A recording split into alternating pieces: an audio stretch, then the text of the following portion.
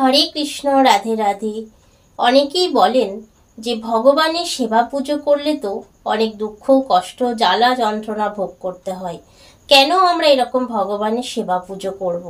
তো দেখুন, তার উত্তরে আমার একটা ছোট্ট নিবেদন আমি তাদেরকে বলতে চাই যে এই পৃথিবীতে যত স্ত্রীরা আছেন, যত মায়ের রূপ আছেন, প্রত্যেকের একটাই আকুলতা, একটা সন্তান।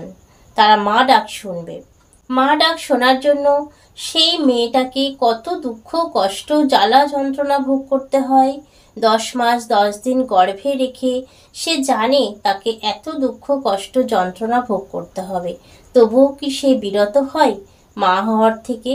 তাহলে কেন আমরা ভগবানের থেকে বিরত হব? আমরা যারা সাধু, গুরু, বৈষ্ণব, যারা শুদ্ধ আত্মা আছেন, তারা প্রত্যেকেই একটাই চান, একটাই তাদের চাওয়া, ভগবানের নিত্য প্রীতি, নিত্য প্রেম লাভ করা। আর কিচ্ছু চায় না।